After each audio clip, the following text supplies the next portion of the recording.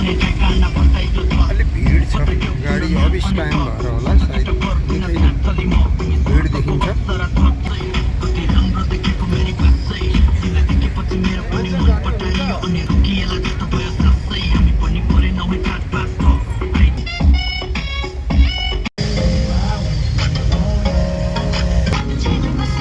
काठमाडौँको जाम अफिसको समयमा एकदमै जाम हुने धेरै मान्छेहरू जाममै परिरहेको देखिन्छ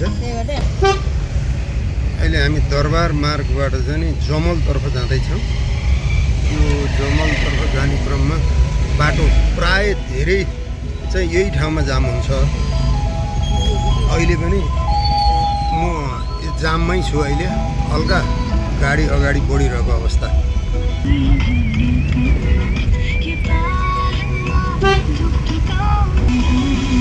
जामको कारणले गर्दाखेरि 11 बजे रिपोर्ट्स क्लब भिरगढी मण्डप पुग्नुपर्ने मान्छे यो अवस्थामा 12 बजिसकेर अझ अगाडि बढ्दा पनि बाटैमा छु भनेपछि अवस्था यो छ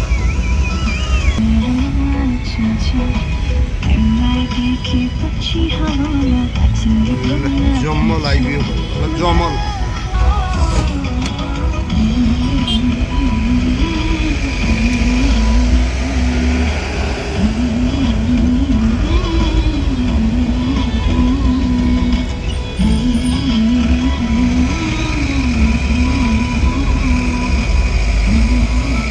कतिको गाह्रो छ काठमाडौँमा गाडी चलाउनु भाउ छैन के गाह्रो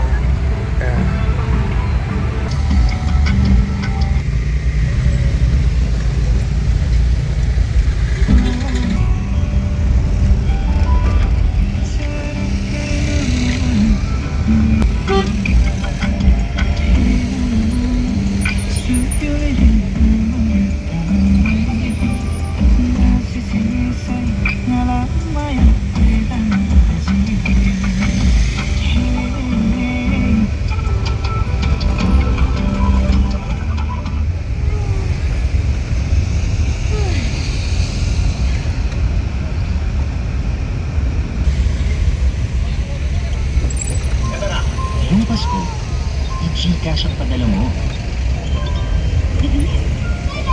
Tapos new काठमाडौँ महलमा आइपुगेको छु म अहिले यति बेला विश्व सम्पदा सूचीमा रहन सफल धरहरा सुन्दारा तथा धरहराको अवलोकन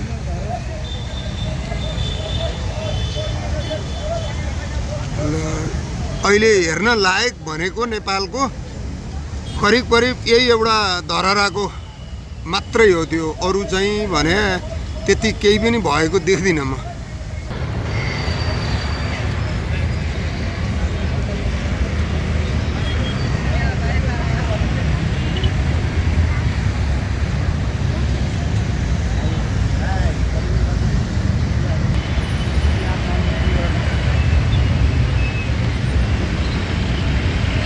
मान्छेहरू चाहिँ धरहरामा अहिले धरहरा चढेर हेर्ने क्रम जारी छ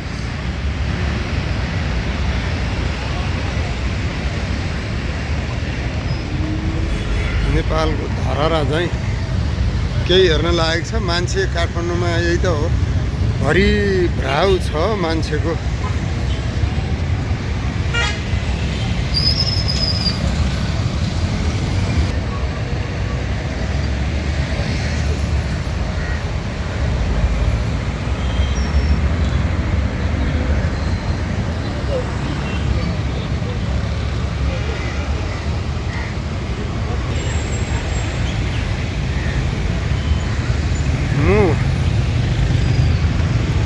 यो रिपोर्टिङको क्रममा चाहिँ अहिले धरहराबाट म भिरगढी मण्डपतर्फ लाग्दैछु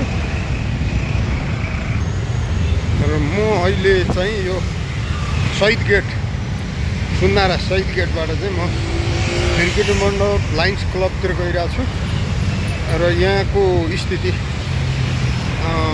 अलिकता पहिलाको भन्दा केही सुधार भएको छ बाटोमा धुलोहरू अलिक कम छ र अलिकता सरसफाइ पनि केही राम्रो भएको छ हेर्न सकिन्छ अगाडि।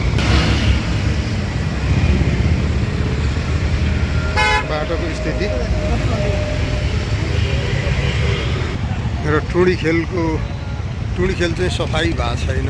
टुँडी खेल चाहिँ अलिक फोहोरै देखिया छ, तर पनि टुँडी खेलमा मान्छेहरू चाहिँ जान आउनको लागि खुल्लै गरिया छ हालसाल। र टुँडी खेलको स्थिति शहीद गेट, शहीदहरूलाई राखिएको ठाउँ शहीद गेट आइपुगेको छु म। भद्रकाली बन्ने क्रम जारी छ। भद्रकालीको निर्माण कार्य चाहिँ भट्टाभट भइरहेको देखियो है त। दिएको जुन अन्तिम धक्का छ, अन्तिम धक्का हामीले दियौँ, 99 धक्का हामीले दियौँ होला, तर त्यो अन्तिम त्यो 100औं धक्का उनीहरूले दिएको हुनाले यो पल्टे र यी चाहिँ अब यिनीहरू 2/3 बढी भएका हुन् भन्नेहरू चाहिँ भागाभाग पनि गरे। तर उनीहरू चाहिँ फेरि अहिले आएर चाहिँ बिउतेर फेरि त्यो जुन भूत जागेर चाहिँ त्यो जागेर अहिले आएको हामीले पछिल्लो पटक गरेको सम्झौतामा अब जुन अहिले जुन टटकारहरूमा देखिएको छ हाम्रो अन्तिम स्टेप, हामीहरूले कदम चाल्दै गइसकेपछिको जुन अन्तिम स्टेप चाहिँ के छ भन्दाखेरि चाहिँ विभिन्न सञ्चालकले खाएको रकम त्यसलाई उपर गर्नको निमित्त स्टेप अनेकौं स्टेप पार गर्दै गएपछि अब अन्तिममा चाहिँ यो समस्याग्रस्त समाधानको व्यवस्थापन कार्यालय भनेर खोलेको छ। यो सङ्घीय तर्फको चाहिँ बुद्धनगरमा अफिस छ र चाहिँ प्रदेशतर्फको चाहिँ अनामनगरमा राखेको छ, जुन चाहिँ हेटौडामा थियो। र प्रदेशको नाममा हामी गरिदिएको हुनाले अलिकति सुविधा चाहिँ भएको हो। तर फेरि त्यो गइसकेपछि फेरि के गरिपऱ्यो उस्तै खालको उतैतिर पछाडितिरै तान्ने खालको अवस्था आइरहेको छ। किनभने त्यहाँ पनि अनियमितता गरिसकेपछि गरेर अब चाहिँ हुँदैन भन्ने अवस्थामा हामीले आवाज उठाउँदाखेरिमा त्यहाँका अध्यक्ष र अर्का एकजना सदस्यले राजीनाम गरेको पनि कयौँ महिनौ सायद हुन लाग्यो। अब त्यहाँ प्रदेशले चाहिँ अर्को पठाउनु पर्ने अहिलेसम्म पठाएको छैन भनेपछि उनीहरूको उद्देश्य नै ढिलासुस्ती गर्ने, टार्ने र त्यो पीडितहरूलाई चाहिँ बचाउँदै जाने खालको स्थिति हो। र बुद्धनगरको अवस्था भन्ने हो भने त्यहाँ पनि 1 महिना उनीहरू बेपत्ता भए। हामीहरू 12-14 दिन त्यहाँ धर्ना बस्यौँ। तिमीहरूले या त सही काम सही प्रकारले अगाडि बढ, हाम्रा सुझावहरूलाई चाहिँ लागू गर, छिटो गर, तिमीहरूको जुन स्थिति छ जुन प्रकारको चिज छ त्यसले त्यो चिजले त यो समाधान गर्नलाई चाहिँ पुस्ता लाग्छ, 200 वर्षभन्दा बढी लाग्ने देखियो हिसाब गर्दाखेरिमा। त्यसले गर्दा ढिलासुस्तीको चरमसीमा र चाहिँ अनियमितता त्यसमा चाहिँ भन्दाखेरि त अझ उल्टो बाटो भयो भनेपछि अब तिमीहरूको त्यो पद्धतिले भएन, तिमीहरू छोड भन्दा छोडेन र बरु उनीहरू भागे। महिनौ भइसक्यो भागेर त्यहाँ अनुहार देखाएका छैनन्। र अहिले आएर चाहिँ जब अब नयाँ सेट राख्ने भनेर चाहिँ वार्ता भइकन प्रधानमन्त्रीसँग पनि कुरा राखिकन ढिपीमा बस्नेहरू सारा मान्छेलाई सताइरहेकाहरू नै अहिले फेरि उनीहरू चाहिँ भित्रभित्र लुकेर त्यहाँका कागजपत्रहरू बिस्तारै अलिअलि झिकाएर कुनामा राखेर फेरि तिनैको जागिर धान्दिने धन्दामा लागेको कुरो हामीलाई आभास भइरहेको छ अहिले मन्त्रालयबाट।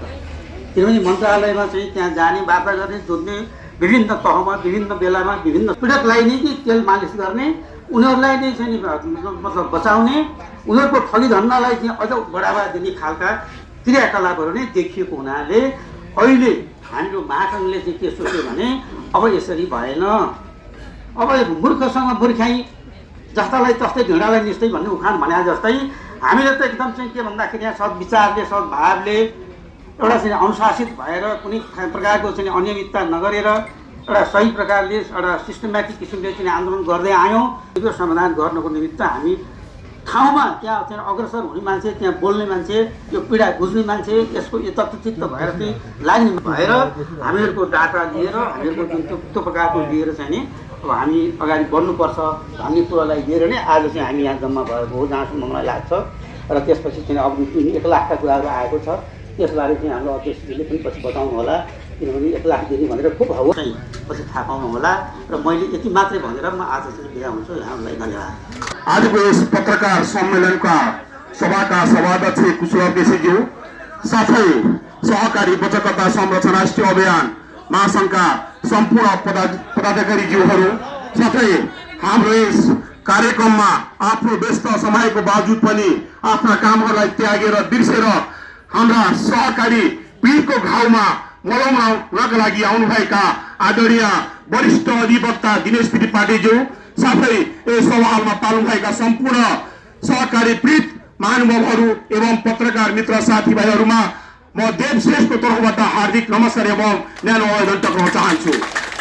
आज पनि हामी पुरानै कुरालाई लिएर हामी यस रिपोर्टर्स क्लबको प्राङ्गणमा हामी भेला भइरहेका छौँ। कता कता मलाई एउटा दाइले भन्नुभयो अहिलेसम्म तपाईँको समाधान भएन, सहकारीको आज 2 वर्ष 3 वर्ष भइसक्यो भन्नुभयो।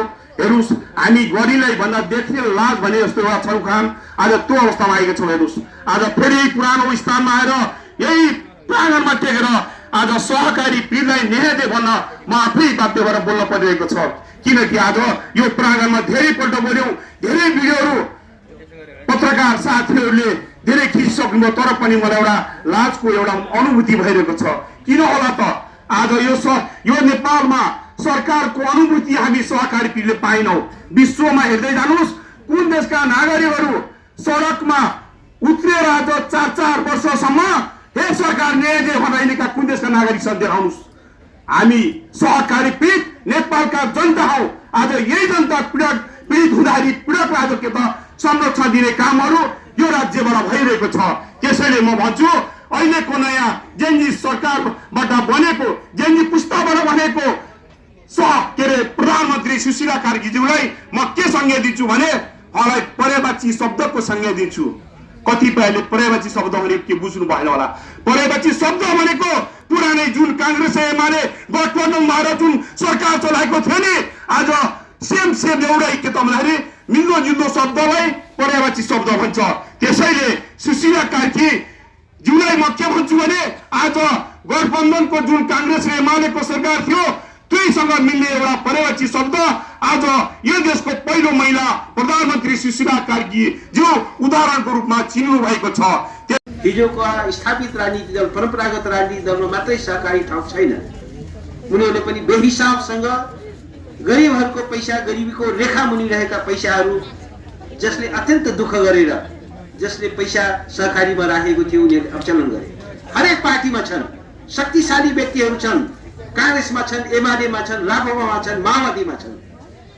र आज चाहिँ के छ भने निर्धनताको गरिबीको रेखा मुनि रहेकाहरूको पैसा चाहिँ उडाइएको छ, अवचलन गरिएको छ, न्याय हुन सक्दैन। आज 70 लाख व्यक्ति यो देशमा सहकारी पीडित छ। 70 लाख चान्चुने संख्या होइन। यो त चाहिँ के छ भने गरिबी विरुद्धको अपराध हो, यो लोकतन्त्र विरुद्धको अपराध हो, नेपालको अर्थतन्त्र विरुद्धको अपराध हो। न्याय पाउनै पर्दछ भन्ने मैले आफ्नो मोटो बनाएको छु। यसै सन्दर्भमा हाम्रो सहकारी पीडित महासङ्घको अध्यक्षज्यूले पटक पटक अनुरोध गरेर मलाई सरकारी वार्ता टोलीमा पनि सरकारी वार्ता टोलीसँगको वार्तालापमा पनि बसाल्नु भयो। म गएँ, पटक गएँ र जाँदाखेरि सुरुमा हामीले के पायौँ भने ओहो यत्रो आन्दोलनपछि आएको सरकार अघि भने जसरी उहाँहरूकै मिलिमतोमा यो काम भएको छैन। आजसम्म खालि यो कानुनी व्याख्या गरेको छ। तपाईहरुलाई म यो देखाउँछु। सहकारी ऐन 2074 नियमावली 2075 को व्याख्या गरिन्छ। यसमा समाउने एउटा मात्र ठाउँ छ, त्यो दफा 106। यसको दफा 106 मा गएर समस्याग्रस्त व्यवस्थापन कार्यालयमा पुगेपछि मात्र अलिकति त्यो पनि फुल्ली टोटल अख्तियार सरहको अधिकार सिआइबीलाई जस्तो अधिकार च्यापचुप समातेर ल्याएर चाहिँ ठिक पार्ने अधिकार दिएको भए आज यो अवस्था आउने थियो। हामी 41 महिनादेखि के भनिरहेका छौँ, यो कानुन देखाएर काम हुनेवाला छैन। यो ऐन देखाएर सहकारी न त सहकारी सम्हालिन सकिन्छ न त सहकारी पीडितहरूको बचत फिर्ता हुन्छ, हुँदैन।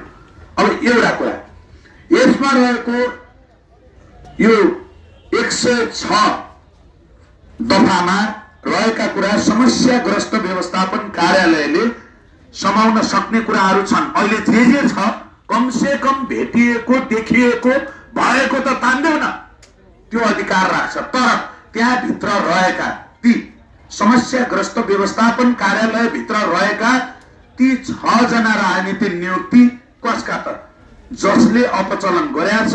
अघि वरिष्ठ अधिवक्ताज्यूले भन्नुभयो जो चाहिँ मन्त्री त्यहाँ बसेको छ उसैलाई नियुक्ति गर्ने को त बाहिर बसेका यो सहकारी ऐन 2074 नियमावली 75 निर्माण गर्नेहरू। अनि यसमा संलग्न कसको छ त? यसमा कोही पनि चोखो छैन। लहरो तान्दा पहिरो नै आउँछ, लहरो तान्दा पहिरो आउँछ। पहिरो आइसकेपछि तिमीहरू शक्तिशाली होइन, मेरो हत्या गर्छु भन्दै हिँड्नेहरू, सुपारी दिनेहरू, प्रयास होइन तिमीहरूको, मेरो गर्दन उडाउने प्रयास हो, मेरो ज्यान लिने प्रयास हो। पटक पटक यो जीवन पीडितको न्यायका लागि समर्पित गरिसकेको छु। मैले बाँच्न भुलिसके, मैले सबै कुरा, आफ्ना खुसी, मेरा परिवार भुलिसकेको छु भनिसकेको छु। मैले ममा अब केही पनि छैन। यो एउटा भौतिक शरीर हो, यो माटोमा मिल्दै गर्दा मलाई पश्चाताप हुनेवाला छैन। म बाँचिसके, अब भयो, पुग्यो। यस्ता स्वार्थी पैसाका पछाडि हिँड्ने जो कोही होस्, त्यो यस्ताहरूको बीचमा बाँच्नु छैन। अहिले हेर्नुहोस्, म यहाँहरूलाई देखाउन चाहन्छु। ल हेर्नुहोस्, यो रमाइलो हो। यस्तो देख्दा देख्दै कसैलाई बाँच्न मन लाग्छ। यो सुसाइड आफ्नो सहकारीमा रहेको रकम, यो चाहिँ कान्ति भैरव भन्ने सहकारी छ, यो मेडिकल कलेज जोरपाटीमा रहेको। यी ल्याब टेक्निसियन थिए, मतलब ल्याबमा काम गर्थे। हामीहरूले जसरी चाहिँ ब्लड टेस्ट लगाएका कुराहरू हुन्छन्, नर्मल रूपमा यहाँहरूलाई बुझ्ने भाषामा भन्नु पर्दाखेरि त्यो टेस्ट को चेक जाँच गरेर रिपोर्ट तयार गर्ने व्यक्ति।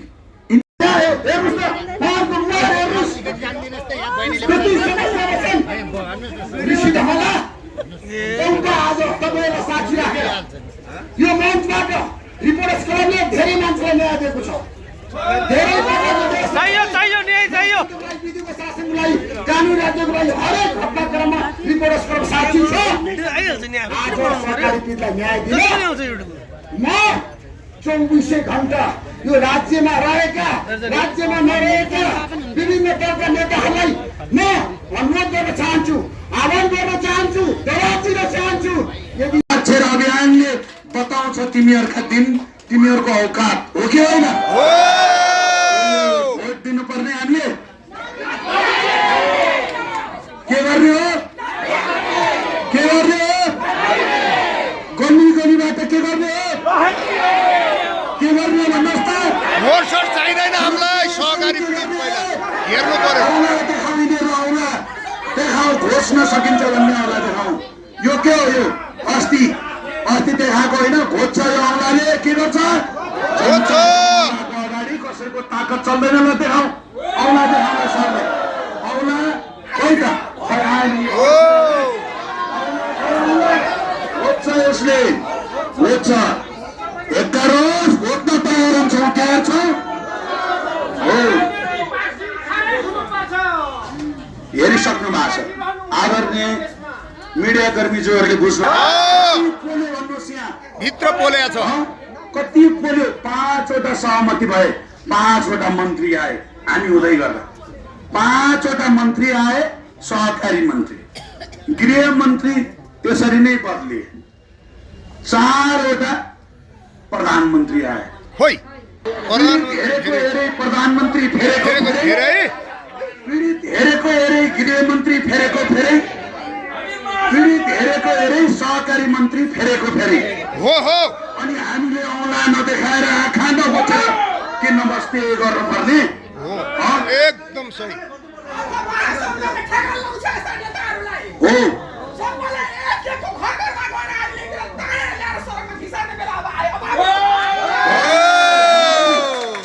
हेर्नुहोस्, आशा सिंहजीको पेला